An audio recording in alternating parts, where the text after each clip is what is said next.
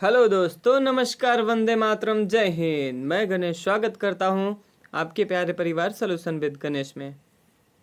तो कैसे हैं साथी? उम्मीद करता हूं अच्छे होंगे, शानदार होंगे और अपनी पढ़ाई भी ज़बरदस्त रूप से कर रहे होंगे।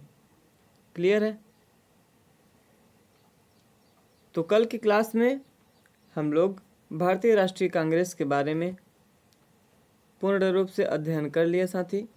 आईएनसी के बारे में, आईएनसी यानी इंडियन नेशनल कांग्रेस।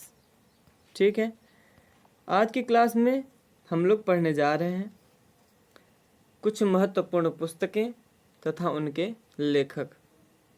ठीक है साथी, तो आज की क्लास की शुरुआत करने से पहले आप लोगों को मैं बता दूं, जो भी साथी अभी तक मेरे चैनल से नहीं जुड़े हैं वो जा करके सॉल्यूशन विद गणेश चैनल से जुड़ सकते हैं और वहाँ से चैनल को सब्सक्राइब कर लें, बेल आइकन को प्रेस कर लें, ताकि हमारा जब भी क्लास यूट्यूब पर आए आप तक नोटिफिकेशन के माध्यम से पहुँच जाए। ठीक है, और पिछली कक्षाओं को जो भी अभी तक नहीं देखे हैं वो जा करके चैनल पर देख सकते हैं, प्लेलिस्ट बना हुआ है। ठीक है, तो बढ़ते हैं अपनी कक्षा की ओर। शुरुआत करते हैं पुस्तकों एवं उनके लेखकों के बारे में। तो प्रमुख पुस्तकें तथा उनके लेखक के बारे में पढ़ना शुरू करते हैं हम लोग। ठीक है साथी, तो पहले यहाँ पे आपको दिख रहा होगा स्क्रीन पे अनहैप्पी इंडिया। ये किसकी पुस्तक है? तो अनहैप्पी इंडिया जो पुस्तक है यह लाला लाजपत राय की पुस्तक है। क्लियर है साथी?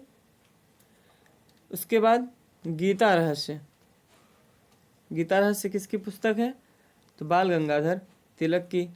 बंदी जीवन सचिंद्र नाथ सन्याल की। इंडियन होम रूल ये महात्मा गांधी की है। और इंडिया डिवाइडेड राजेंद्र प्रसाद का। और इंडिया टुडे यह किनका है? रजनी पामदत्त। ठीक है, तो अब इनके बारे में हम लोग एकदम विस्तार रूप से पढ़ते हैं। अनहैप्पी इंडिया किसकी पुस्तक है? तो लाला लाजपत राय। तो इनके बारे में हम लोग शुरू करते हैं। तो लाला लाजपत राय की जो उपाधि थी, क्या थी साथी? इनकी उपाधि दो थी, एक शेर ए पंजाब तथा दूसरी जो उपाधि थी वह पंजाब केसरी के नाम से विख्यात थी। क्लियर है?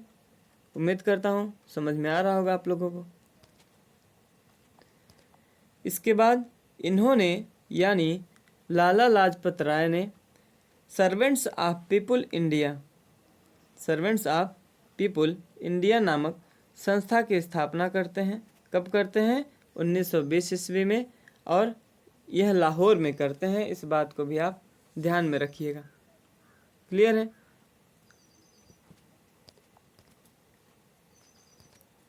लाला लाजपत राय साइमन कमीशन का विरोध किए थे। लाला लाजपत राय ने साइमन कमीशन का विरोध किया था। साइमन कमीशन का गठन कब हुआ था? थोड़ा सा साइमन कमीशन के बारे में भी हम लोग जान लेते हैं। क्लियर है साथी? आज हम लोग इतना आप जान लीजिए कि स्टैटिक जीके तो इसमें मिलेगा ही मिलेगा, लेकिन अधिकतर प्रश्न आपके यहीं से पूछे जाते हैं एग्जाम में। क्लियर है साथी? माफ़ी चाहता हूँ। साइमन कमीशन का गठन 1927 ईस्वी में इंग्लैंड में हुआ था।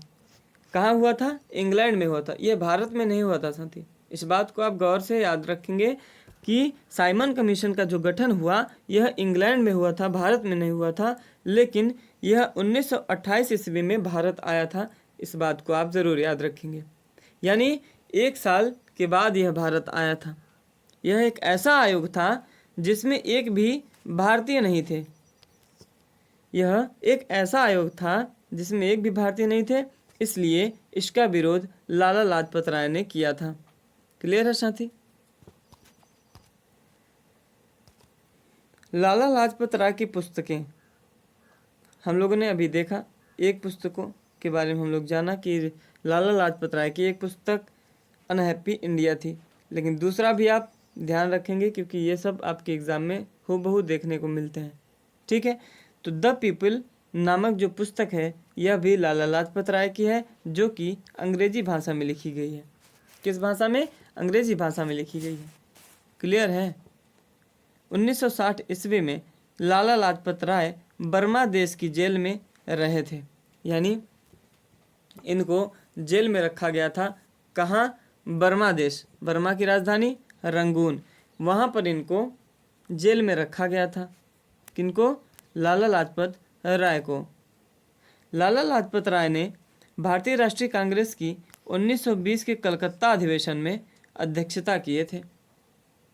कहाँ पर किए थे? कलकत्ता अधिवेशन में भारतीय राष्ट्रीय कांग्रेस की। क्लियर है? भारतीय राष्ट्रीय कांग्रेस की स्थापना। अब जब भारतीय राष्ट्रीय कांग्रेस आया हुआ है तो यहाँ भी बता देते हैं, नहीं तो हम लोग पिछली कक्षाओं में तो पढ़ के ही आए हैं। पार्ट 1 पार्ट 2 में हम लोगों ने इसके बारे में विधिवत ढंग से पढ़ाई किया था। क्लियर है साथी? जो भी अभी तक बच्चे नहीं देखे हैं वो तुरंत जा करके वहाँ से आप देख सकते हैं इसके क्लास खत्म होने के बाद। भारतीय राष्ट्रीय कांग्रेस की स्थापना 1885 ईस्वी में A.O. ह्यूम द्वारा किया जाता है और इनकी मृत्यु यानी लाला लाजपत राय की मृत्यु 17 नवंबर 1928 ईस्वी में सिर पर लाठी लगने से हो गई थी। अब सिर पर लाठी कैसे लगी? तो सिर पर लाठी इसलिए लगी, यह साइमन कमीशन का विरोध कर रहे थे और उसमें जब दंगा वगैरह हुआ तो इसमें लाठी इनके सिर पर पड़ी थी, जिसकी वजह से इनकी मृत्यु हो गई। क्लियर है? बाल गंगाधर तिलक की पुस्तकों के बारे में जानते हैं। तो बाल गंगाधर तिलक की, माफ़ी चाहता हूँ, अब यहाँ से आपका एक नया टॉपिक शुरू हो रहा है, बाल गंगाधर तिलक। ठीक है, अभी हम लोग लाला लाजपत राय के बारे में पढ़ लिया, अब यहाँ पर बाल गंगाधर तिलक के बारे में पढ़ेंगे। तो बाल गंगाधर तिलक की पुस्तकें पहले देखते हैं। तो सर्वप्रथम पुस्तकें इनकी जान लीजिए, गीता रहस्य, उसके बाद एक पुस्तक थी मराठा, दूसरी थी केसरी। मराठा पुस्तक जो थी साथी, यह इंग्लिश भाषा में लिखी गई है। कन्फ्यूज़ मत होइएगा आप कन्फ्यूज़ मत होइएगा, क्योंकि मराठा नाम से जो इनकी पुस्तक का नाम आएगा वह इंग्लिश भाषा में लिखी गई है और केसरी जो पुस्तक की नाम आएगी वह मराठी भाषा में लिखी गई है। क्लियर है? तो आप कंफ्यूज मत होइएगा, केसरी मराठी भाषा, मराठा इंग्लिश भाषा। क्लियर है? बाल गंगाधर तिलक को भारतीय अशांति का जनक कहा जाता है। ठीक है, इन्हें भारतीय अशांति का जनक भी कहा जाता है तथा भारतीय उपद्रव का भी जनक कहा जाता है।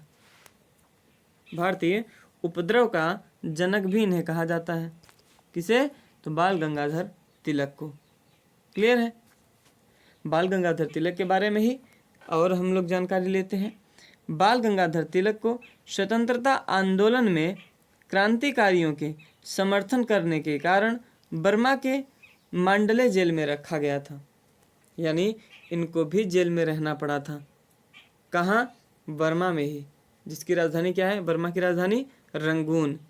ठीक है, बर्मा के मांडले जेल में भी इनको रखा गया था। बाल गंगाधर तिलक ने जेल में ही श्रीमद् भागवत गीता का अध्ययन किया।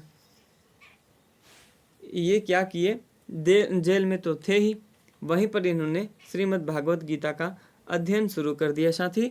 और यह जो श्रीमद् भागवत गीता है, यह आपके एग्जाम में पूछ लिया जाता है कि किसके द्वारा रचित है, तो आप कहेंगे वेद व्यास द्वारा। यह वेद व्यास के द्वारा रचित ग्रंथ है, जिसका अध्ययन मांडले जेल में किसने किया? बाल गंगाधर तिलक ने। क्लियर है? बाल गंगाधर तिलक ने श्रीमद् भागवत गीता का अध्ययन ही नहीं बल्कि इसकी व्याख्या भी किया था। और किस पुस्तक में किया? गीता रहस्य नामक पुस्तक में इसकी व्याख्या भी ये करते हैं। कौन? तो बाल गंगाधर तिलक। क्लियर है दोस्त? इसके आगे बाल गंगाधर तिलक ने 28 अप्रैल 1916 ईस्वी को होम रूल लीग की स्थापना की, जिसका मुख्यालय बेलगांव कर्नाटक में स्थित था। इसका मुख्यालय कहाँ बनाया गया? तो बेलगांव कर्नाटक में बनाया गया। ठीक है, और यह जो होम रूल लीग स्थापना हुई साथी, यह किस किस राज्य में यानी कहाँ कहाँ पर इसका विस्तार हुआ था, कहाँ कहाँ इसका फैलाव हुआ था? तो इसका फैलाव जो था महाराष्ट्र तथा कर्नाटक के क्षेत्र में था। यहाँ आप देख सकते हैं, इन्होंने होम रूल लीग को महाराष्ट्र तथा कर्नाटक के क्षेत्र में फैलाया था। क्लियर है। बाल Gangadhar Tilak home rule league का प्रचार अपने पुस्तकों के माध्यम से करते थे। ये भी बढ़िया तरीका है। ये क्या करते थे?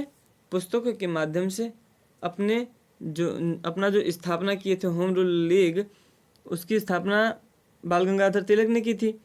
उसका जो प्रचार कर रहे थे वह अपने पुस्तकों के द्वारा कर रहे थे। पुस्तकों का नाम क्या क्या था? मराठा तथा केसरी के द्वारा, मराठा तथा केसरी के द्वारा कर रहे थे। क्लियर है साथी? उम्मीद करता हूँ समझ में आ रहा होगा आप लोगों को। इसके बाद बाल गंगाधर तिलक द्वारा एक प्रसिद्ध कथन कहा जाता है, और वह प्रसिद्ध कथन जो है आज भी प्रसिद्ध है, इसलिए आप उसको बिल्कुल मत भूलिएगा, क्योंकि एग्ज़ाम बहुत ही ज़्यादा इसको पूछ लेता है कि स्वतंत्रता मेरा जन्मसिद्ध अधिकार है, यानी स्वराज मेरा जन्मसिद्ध अधिकार है। यह वाक्य, यह सेंटेंस, यह कथन किसने कहा? तो आप कहेंगे बाल गंगाधर तिलक ने कहा। क्लियर है साथी? इसके बाद अब हम लोग देखते हैं सचिंद्रनाथ सन्याल जी को। इनकी पुस्तक का नाम बंदी जीवन था। इतना बस याद आप रख लीजिए, क्योंकि इनके बारे में उतना विशेष जानकारी एग्ज़ाम में नहीं लेता है, तो इसलिए इनकी एक पुस्तक याद रखिए। बंदी जीवन पुस्तक किसकी है? तो सचिंद्र नाथ सन्याल की है। ठीक है। आगे बढ़ने से पहले साथी मैं आपको बता दूं कि जो भी साथी अभी तक चैनल से नहीं जुड़े हैं वो चैनल से जुड़ जाएं, चैनल को सब्सक्राइब कर लें, और अगर क्लास आप लोगों को अच्छी लग रही हो तो लाइक ज़रूर करें। ठीक है, शुरुआत करते हैं। महात्मा गांधी की पुस्तक, यानी अब हम लोग किसको पढ़ने जा रहे हैं? महात्मा गांधी को। ठीक है, हम लोगों ने लाला लाजपत राय को पढ़ लिया, बाल गंगाधर तिलक, सचिंद्रनाथ सन्याल, तथा अब हम लोग पढ़ने जा रहे हैं महात्मा गांधी के बारे में। तो महात्मा गांधी की पुस्तक का नाम इंडियन होम रूल था। इंडियन होम रूल था। और महात्मा गांधी का जन्म 2 अक्टूबर 1869 को हुआ था। कब हुआ था? 2 अक्टूबर 1869 को। ठीक है। इसी दिन लाल बहादुर शास्त्री का भी जन्म हुआ था। किस दिन? 2 अक्टूबर के ही दिन। ठीक है। लाल बहादुर शास्त्री को शांति पुरुष के नाम से जाना जाता है। किसको जाना जाता है? लाल बहादुर शास्त्री को। ठीक है। लाल बहादुर शास्त्री ने जय जवान जय किसान का नारा दिया था। यह इम्पॉर्टेंट फैक्ट है। यह वाक्य आपके एग्ज़ाम में देखने को मिल सकता है साथी, इसलिए आप लोग एकदम ज़ोरों से पढ़ाई किया करिए और पूरे मन लगा करके पढ़ाई किया करिए। इसमें जो भी जितने भी शब्द आपको दिख रहे हैं गौर से पढ़िए, सब आपको एग्ज़ाम में देखने को मिल सकते हैं। यहाँ पर आप पीसीएस प्री तक एग्ज़ाम क्लियर कर सकते हैं। तो साथी एक बार विश्वास बनाइए, जुड़िए हमारे साथ, देखिए उसका आगे प्रोग्रेस क्या होता है। ठीक है। लाल बहादुर शास्त्री एकमात्र ऐसे प्रधानमंत्री थे जिनकी मृत्यु भारत के बाहर हुई थी। किसकी मृत्यु? तो लाल बहादुर शास्त्री की। यह 1966 ईस्वी में भारत के बाहर ताशकंद समझौता में गए हुए थे। 1966 ईस्वी में भारत के बाहर ताशकंद समझौता में गए हुए थे, जहां पर इनकी मृत्यु हो जाती है। 2 अक्टूबर को अंतर्राष्ट्रीय अहिंसा दिवस मनाया जाता है। यह भी बात इम्पॉर्टेंट है, तो आप लोग याद रखिएगा 2 अक्टूबर के बारे में। क्लियर है साथी? तो आज के लिए बस इतना ही। उम्मीद करता हूँ सेशन आप लोगों को अच्छा लगा होगा। अगर अच्छा लगा हो तो आप लोग लाइक करिएगा, चैनल से जुड़ जाइएगा, चैनल को सब्सक्राइब कर लीजिएगा, और डेली शाम 7 बजे मेरी क्लास यूट्यूब पर आती है। आप लोग जुड़ा करिए और अपनी तैयारी को पूर्ण रूप से कर सकते हैं। ठीक है। तो आज के लिए बस इतना ही। मिलते हैं कल शाम 7 बजे। ठीक है साथी? जय हिंद, वंदे मातरम, नमस्कार।